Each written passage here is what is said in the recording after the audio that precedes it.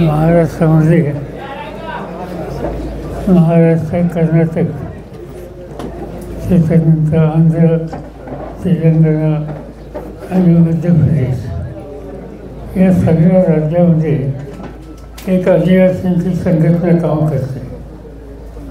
तिचं नाव Lisa brigade.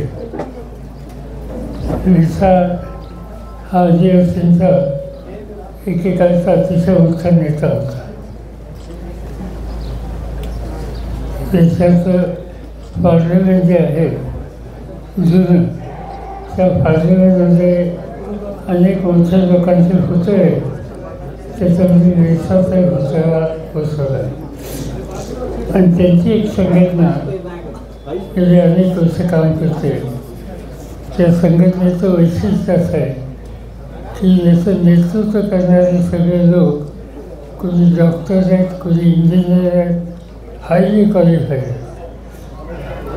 त्यांची ही संघटना गेली अनेक वर्ष काम करते आणि आदिवासींच्या प्रश्नांच्यासाठी संघर्ष करते. आजचे जे राज्यकर्ते आहेत ते आदिवासींना आदिवासी म्हणत नाहीत, त्यांना वनवासी म्हणतात आणि आदिवासींना ही गोष्ट अजिबात मंजूर नाही. त्याच्या 3 गोष्टी आहेत: जल, जंगल आणि जमीन.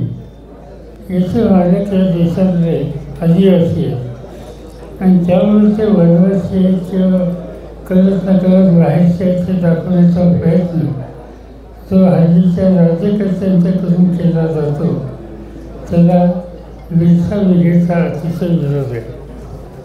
आम्ही लोक लिसा ब्रिगेडला म्हणजे आदिवासींना मनापासून पाठिंबा देतो. त्यांच्या अनेक अधिवेशनांना आम्ही हजर होतो. नागपूरला होतो, इंदोरला होतो, इगतपुरीला एकदा होतं आणि मला आनंद आहे की पुणे जिल्ह्याचा हा जो खेळ अमेरिका जुन्नर याचा वरचा भाग आहे तिथे असलेल्या आदिवासींचे आज त्यांनी संमेलन या ठिकाणी आलेले आहे. त्यांचे काही प्रश्न आहेत ते त्या ठिकाणी माहिती त्यावेळेला त्याचं उत्तर दिलं जाईल. पण आजची प्रामुख्यानं माझी भेट ही या आदिवासींच्या कामासाठी आहे.